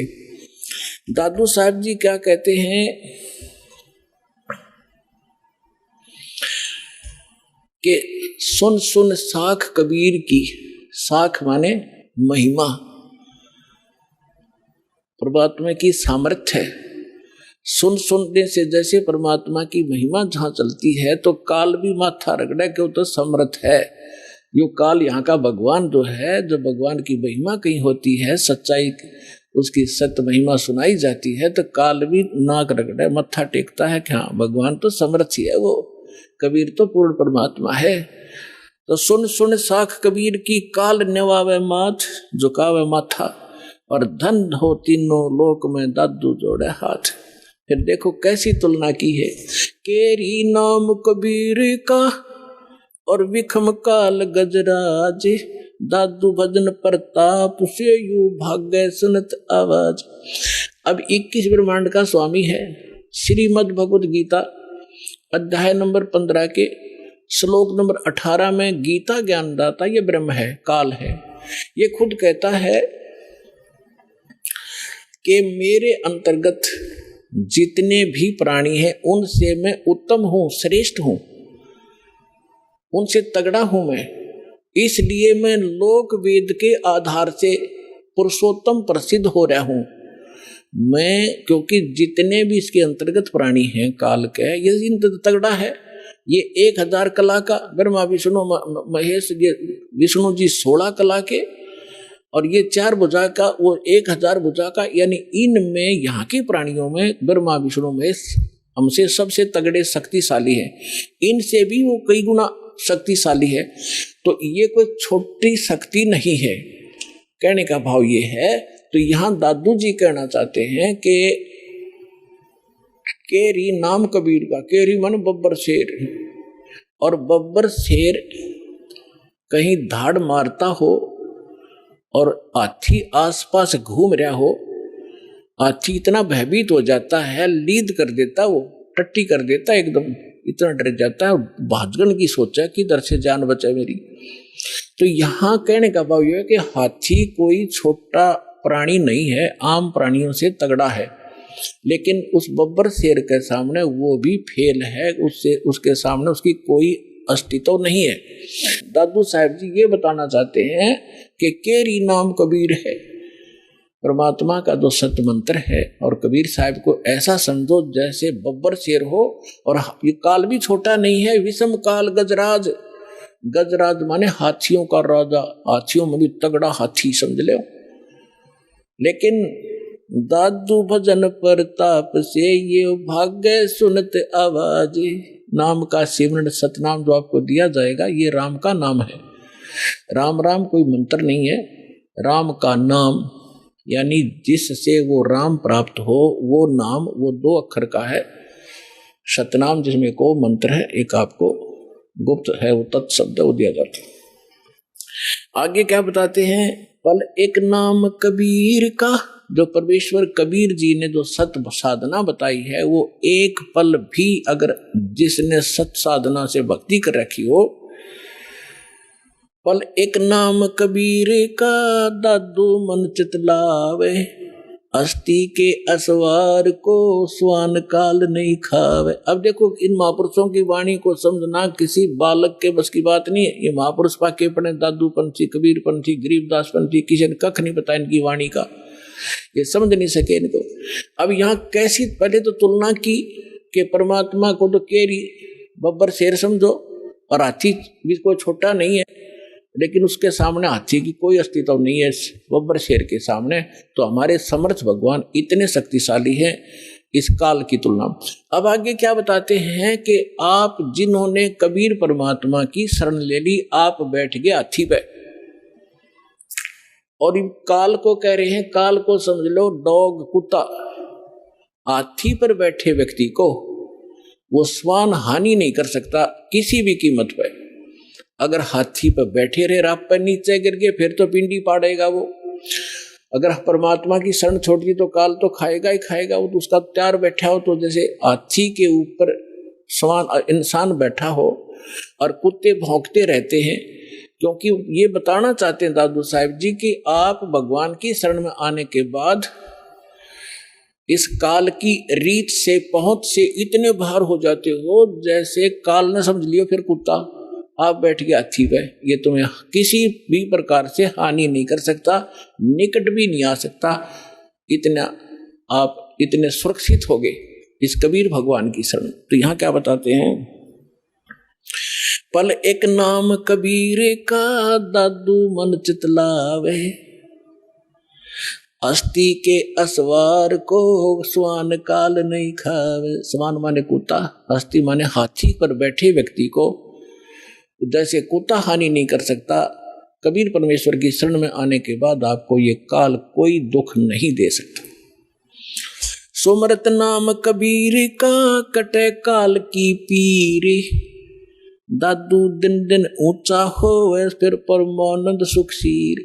कबीर साहब का नाम जिसने मिल गया और मर्यादा से चलता रहा, डेली अन्य व्यक्तियों से उभरता चला जाओगा, धीरे धीरे अलग छट जाओगे, कुछ दिनों में समाज से न्यारा घर हो जाएगा आपका, और फिर परमानंद सुखसीर, परमानंद परमानंद। जैसे गीता अध्याय नंबर 18 के श्लोक नंबर 62 में कहा कि अर्जुन तो सर्वभाव से उस परमेश्वर की शरण में जा, उसकी कृपा से तू परम शांति यानी परमानंद को प्राप्त होगा और उस शाश्वत स्थान को प्राप्त होगा। तो यहां दादू साहब जी वही कह रहे हैं कि सुमरत नाम कबीर का कटे काल की पीर, दादू दिन दिन ऊंचा हुआ फिर परमानंद सुखसीर। दादू नाम कबीर की जय कोई लेवे ओटे, तिनको कबूला गए नहीं ये काल कर्म की चोटे। काल के वज्र, जैसे किसी का बेटा मार दिया, किसी का बेटी विधवा कर दी, किसी की टांग काट दी, किसी को कैंसर कर दिया, कहते ये काल के वज्र हैं, ये काल के छुरे हैं, हथियार हैं आपको सताने के लिए। कहते फिर काल के वज्र की चोट आप पर असर नहीं करेगी, आप इतने सुरक्षित हो जाओगे। और संत सब कूप केते दरीता नीरे, दादू अगम अपार है वो दरिया सत्य कबीर। महापुरुषों की वाणी देखो पुण्यात्मा गदगद आत्मा हो जाती है। अब उनको ये नकली ये आचार्य शंकराचार्य ये मंडलेश्वर महर्षि न्यू क्या करते होता, अनपढ़ थे, अशिक्षित थे, मूर्खा की भाषा है उनकी ग्रंथों में। इसमें कैसी गजब की तुलना की है कि और संत सब कूप हैं। जैसे दास ने परमात्मा की परिभाषा बताई, तहसीलदार भी साहब है, उसकी जितनी शक्ति है उतना ही मालिक है।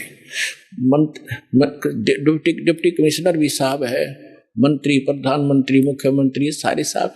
तो यहाँ यही तुलना की है कि और संत, जैसे आप सुनते हो कि उस गांव में एक बाबा था, उसने ऐसा कर दिया, एक ने ऐसा कर दिया, छोटे मोटे कहते ये भी अपनी शक्ति रखते हैं लेकिन वो कंप्लीट नहीं है, उससे सर्व लाभ नहीं हो सकते।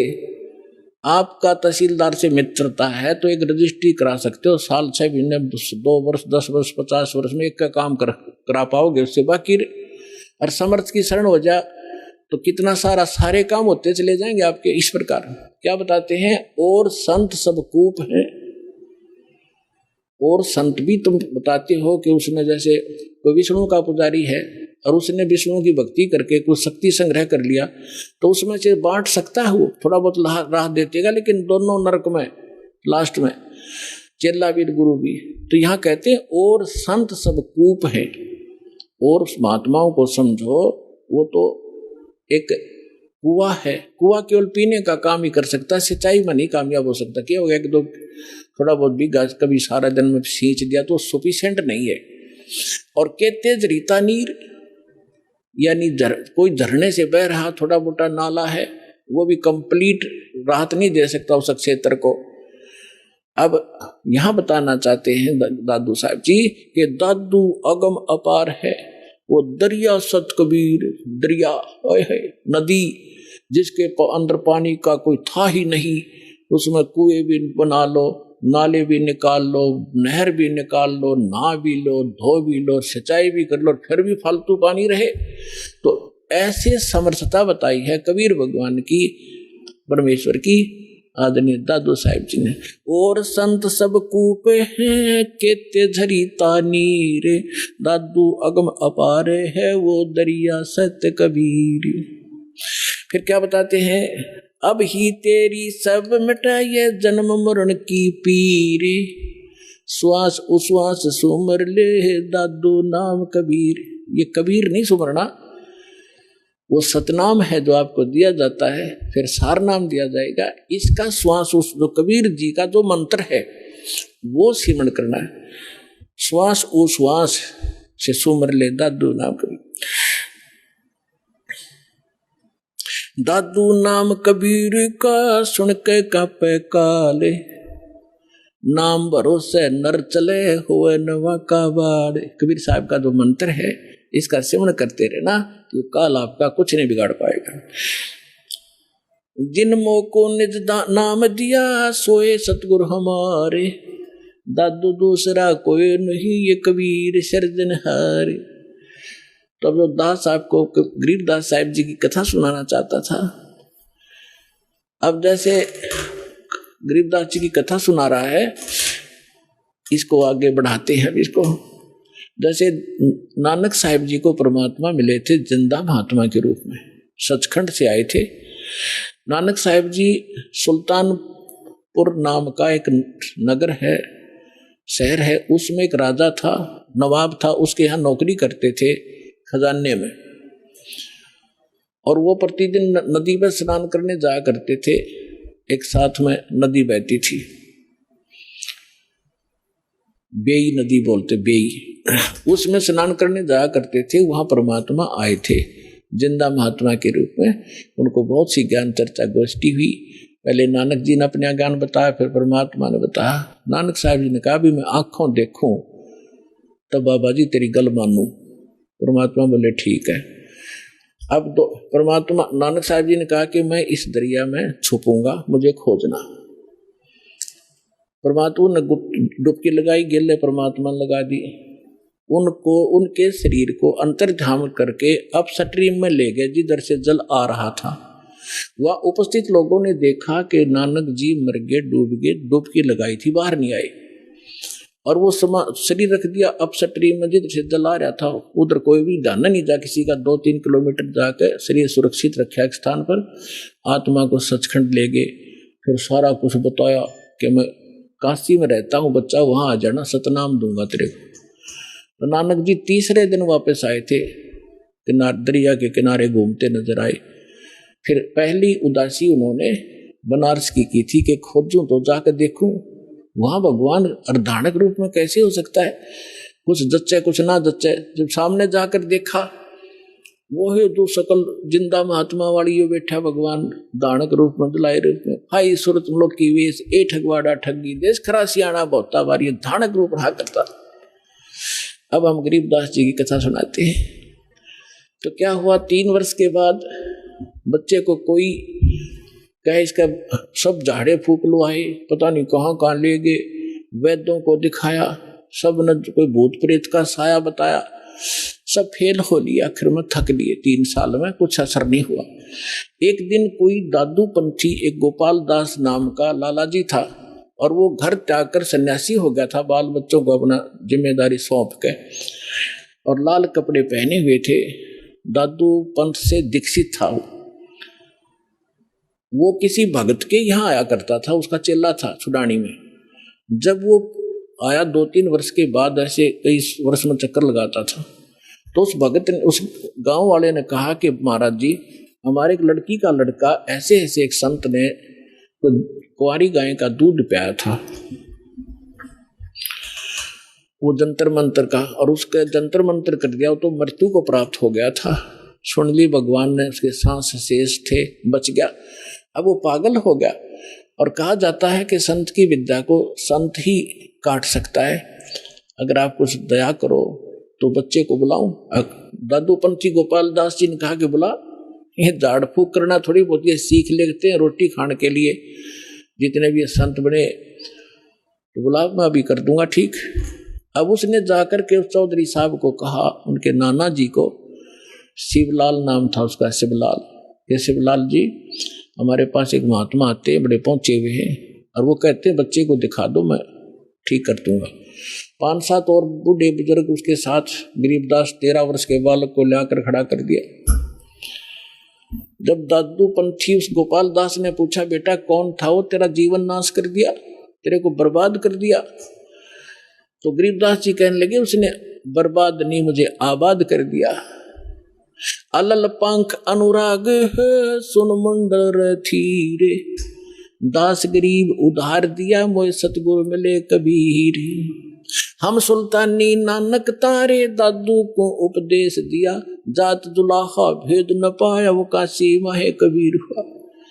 जब ये वाणी दादू उस परमेश्वर के प्यारी आत्मा गरीबदास जी ने बोली, उस 62 साल का महात्मा था, 62-65 साल का दादू पंथी गोपाल दास, उसका शरीर आंख भर आई उसकी, और रोंग रोंग खड़े हो गए कि इतनी प्यारी भाषा बोल रहा है इसने, बौड़ा बताओ दुनिया, अरे तेरा गजब भैया।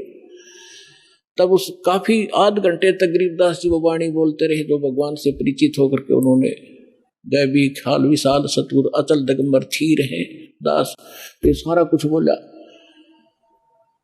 तब वो 62-65 साल का आदमी खड़ा हो गया, महात्मा जिसकी वो लोग पूजा कर रहे थे, हाथ जोड़कर कहने लगे, महाराज जी अब वाणी लिखवा दो सारी की सारी, जीवों का उद्धार होगा कलयुग में।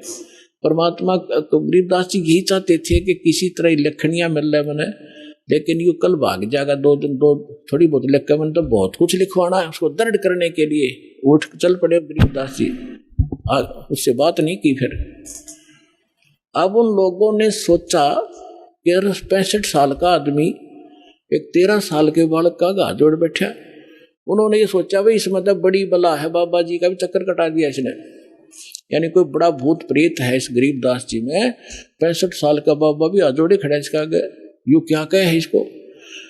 अब वो तो अपने घर में चले गए, गरीबदास जी चल पड़े खेतों को, जंगल की साइड में, और वो दादू पंथी महात्मा भी साथ साथ जा।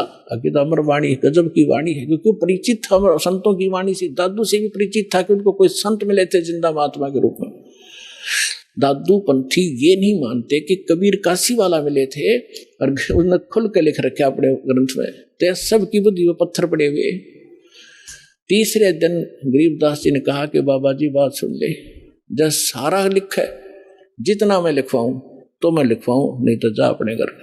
उन्होंने कहा दादू के पंथी ने, गोपाल दास जी ने, कि महाराज जी मैं तो घर तक कति फरी हो रहा हूँ और मेरा काम में कुछ नहीं बचा रही है, परमार्थ का काम सेवा मुझे मिल जाए, इससे बड़ा कोई मेरे लिए काम नहीं, कोई परमार्थ नहीं। तो गरीबदास जी का एक, उन्हीं के नाना का एक बेरी का बाग था, बेरी, बड़े बेरी बोले से, उसमें एक जंडी का पेड़ था बहुत भारा। उस जंडी के पेड़ के नीचे गरीबदास जी और वो दोनों गोपाल दास जी बैठ जाते। गोपाल दास जी बनिया था, उसको लिखना आता था, वो लिखता था, गरीबदास जी बोलते थे। 6 महीने के में ये वाणी पूर्ण हुई जो आज दास के पास उपलब्ध है और जो आपके सामने वो अमृत बखेर रहा हूं। तो इन सब बातों से ये सिद्ध हो गया कि हमारे सदग्रंथ बतावें और आंखों देखा संत बतावें कि धानक रूप रहा करतार। अनंत कोट, गरीबदास जी ने कहा, अनंत कोट ब्रह्मांड का एक रति नहीं भारे, सतगुरु पुरुष कबीर हैं ये कुल के सृजनहारे। तो आज का तो विषय था कि परमात्मा कौन है, कैसा है, किसने देखा है, ये सत्संग पूरा हुआ।